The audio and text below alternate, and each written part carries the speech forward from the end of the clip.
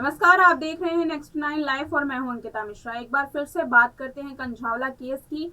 Kanjhawala case में अब तफ्तीश का रुख मुड़ चुका है, क्योंकि इस पूरे मामले में धारा 302 को हटा करके 304 को हटा करके 302 शामिल कर ली गई है। मगर पुलिस के पास दिक्कत यह है कि आखिर कोर्ट में जब पूरे मामले की जांच पड़ताल की रिपोर्ट सौंपी जाएगी तो आखिर सजा कैसे दिलवाई जाए, क्योंकि अभी तक आरोपियों के खिलाफ धारा 302 के तहत कोई भी सबूत नहीं मिल पाए हैं सिवाय एक सीसीटीवी फुटेज के। वहीं कयास ये भी लगाए जा रहे हैं कि अब फिर से धारा 302 को हटा लिया जाएगा।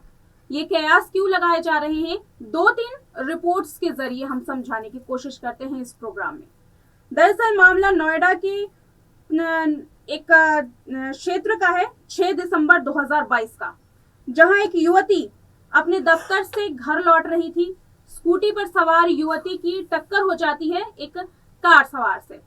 इस पूरे मामले में जब तहकीकात की जाती है तो पता चलता है कि कार सवार ने अपने दोस्तों के साथ कार की रेसिंग की शर्त लगाई थी। इस पूरे मामले को जब पुलिस दर्ज करती है तो धारा 304 के तहत दर्ज करती है। इसके बाद स्कूटी सवार की जान चली जाती है। इस हादसे के कारण लोग आक्रोशित हो जाते हैं। पुलिस को मजबूरन इसमें धारा 302 जोड़ना पड़ता है। मगर ये पूरा केस जब कोर्ट में जाता है, जब सवालात होते हैं, जब वकील इस पर अपनी दलील देते हैं, तो फिर ये पूरा केस पलट जाता है एक बार फिर से धारा 304 पर आकर के। फिर दोबारा से इस केस को उसी तरीके से छानबीन की जाती है इस केस की जैसे पहले की जा रही थी, और 302 को हटा लिया जाता है। वहीं दूसरी मध्य प्रदेश का सिलसिला है 4 दिसंबर 1993 का, जब एक युवती अपने एक युवक के साथ या कहीं की रिलेशनशिप में एक युवक के साथ रहती है। उस वक्त जब वो खाना बना करके किचन में रखती है और केवल अपने साथी से खाना लेकर के आने के लिए कहती है, तो इतने पर गुस्सा होकर के वो युवक युवती को जान से मार देता है। जब ये पूरा केस पुलिस के सामने आता है तो पुलिस इसमें धारा 302 को जोड़ती है। मगर जब कोर्ट में फिर से सवालात किए जाते हैं, वकीलों की दलील रखी जाती है, तो चौंका देने वाला फैसला आता है। फैसला ये आता है कि ये पूरा मामला गैर इरादतन का है। गैर इरादतन इस युवक ने युवती की जान ली है, इसलिए इस पूरी केस में धारा 302 को हटा दी जाती है और फिर से 304 लगा दिया जाता है। वही चर्चित केस सलमान खान का हिट एंड रन केस, जहां पर बाहर सो रहे कुछ शख्स को सलमान खान की कार की टक्कर लगती है, जिसके वजह से वो जान गंवा बैठते हैं। इस पूरे मामले में भी आईपीसी की धारा 302 को ना जोड़ करके 304 को जोड़ा जाता है। इस पूरे मामले में अभी तक फैसला नहीं आया है, फैसला आना बाकी है। इसलिए ये पूरी रिपोर्ट ये दर्शाती है कि हो सकता है जब ये पूरा मामला कोर्ट में जाए तो इस केस से भी 302 को हटा करके एक बार फिर से 304 जोड़ दिया जाए। आखिर दिक्कत कहां आ रही है? सबसे बड़ा सवाल यह है कि आखिर पुलिस को इस पूरे मामले में सबूत क्यों नहीं मिल पा रहे हैं।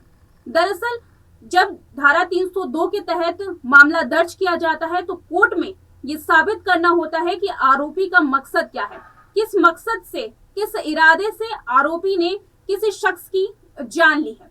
अभी तक पूरा मकसद इसमें साफ नहीं हो पाया है। आरोपी के कबूलनामे भी सामने आ चुके हैं, मगर आरोपी का इरादा सामने नहीं आया। इसकी सबसे बड़ी वजह यह भी है क्योंकि आरोपी पीड़िता को जानते ही नहीं थे।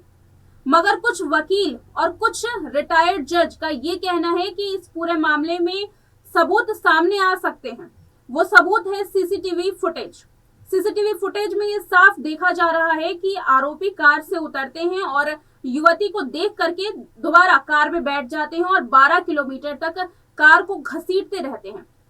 ये कुछ रिटायर्ड जज और वकील के अपने कयास हैं, मगर इन कयासों पर कोर्ट फैसला नहीं सुना सकता है। अब वहीं दूसरी ओर अगर बात करें इस पूरे मामले में पुलिस ने क्या सीख ली।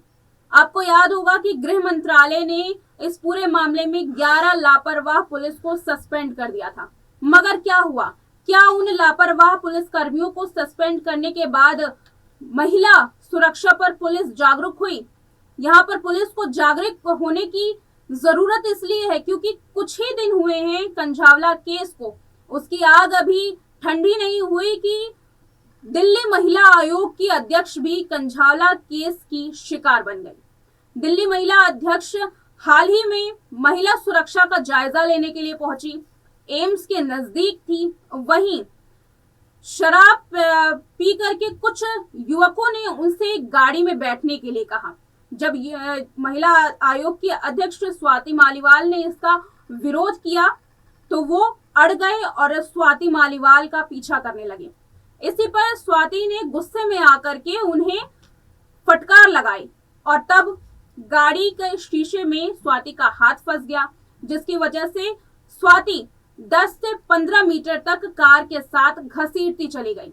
जब इसकी शिकायत पुलिस को दी गई तो पुलिस का कहना था कि हमारे पास शिकायत तकरीबन 3:11 पर आई है। शिकायत ये आई थी कि किसी युवक ने एक महिला के साथ छेड़छाड़ करने की कोशिश की है और उन्हें घसीटने की कोशिश की है।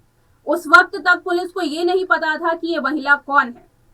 जब इस पूरे केस की तहकीकात की गई तो हालांकि आरोपी को गिरफ्तार कर लिया गया, मगर सवाल यही है कि कंझावला केस के बाद और इतनी चहल पहल वाले इलाके में, क्योंकि ये पूरा मामला एम्स के पास का है, इतने चहल पहल वाले इलाके में कंझावला केस के बाद आखिर पुलिस ने क्या सीख ली? 11 पुलिसकर्मी सस्पेंड कर दिए गए, मगर क्या ये 11 पुलिसकर्मी सस्पेंड करने के बावजूद पुलिस सतर्क हो पाई है? इस पूरे मामले में पुलिस की सतर्कता पर सवाल उठते हैं।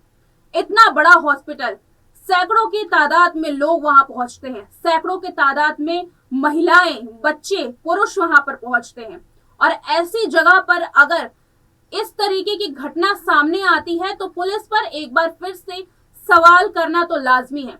ऐसे में ये कहा जाना गलत नहीं होगा कि सजा कुछ भी मिले, कार्रवाई जितनी भी हो, पुलिस महिला सुरक्षा के मामले में कभी भी जागरूक ना हो पाई है और ना ही हो पाएगी। इस रिपोर्ट में मेरे साथ इतना ही। देखते रहें नेक्स्ट 9 लाइव।